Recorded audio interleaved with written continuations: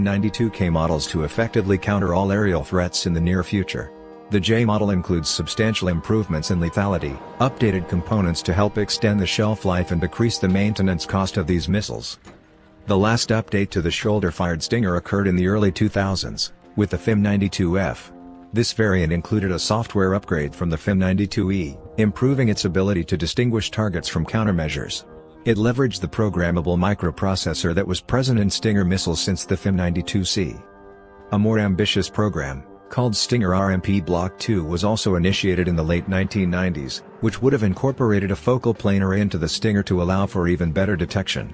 However, with the onset of the War on Terror and different budgeting priorities, this program was canned. When asked about RMP Block 2, the Stinger program director at Raytheon stated that the Stinger's detection and lethality already were more than sufficient for regular aerial threats, making the RMP Block 2 upgrade unnecessary. Conversely, the FIM-92J and K upgrades improve Stinger's capability against novel threats, namely that of small unmanned aerial systems. While previous versions of the Stinger were supposedly capable against larger UAS, the FIM-92J and K have the ability to engage smaller UAS, even down to Class 1. They gain this ability through the use of proximity fusing. All prior versions of the Stinger were only hit to kill, meaning that the missile itself would hit the target and then detonate, in an attempt to destroy the target. The FIM-92J retains this functionality and will attempt to hit to kill by default. However, if it determines that a hit to kill is not possible, due to the size of the target or other factors, it will switch to a proximity fusing mode and then detonate when it senses it is at the closest point to the target. This makes the J and K variants far more effective against smaller UAS than earlier Stingers.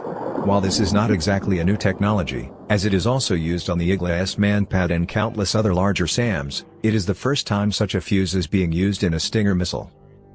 The difference between the J and K Stinger is the mounting platform.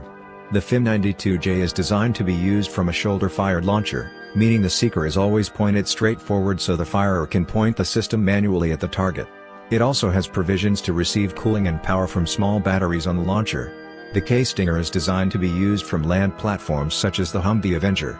An improved data link is added between the missile and the launcher that allows the vehicle launcher to cue the seeker to track targets the launcher may have data on.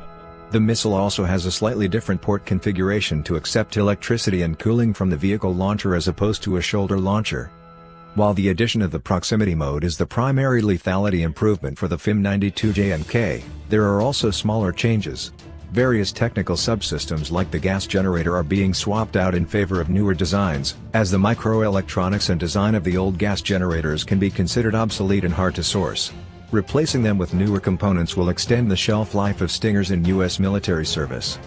Some may ask why the United States continues to develop the Stinger missile as opposed to creating a new manpads like the Russians did with the Verba. The answer, as given by Raytheon, is that the Stinger fulfills all current and near-future requirements for an air defense system. The threats that a NATO manpad might face aren't evolving that fast, and Stinger in its current form is capable of facing them down without trouble. On the other hand, the United States and its allies are pushing out newer planes and missiles, so a fresh design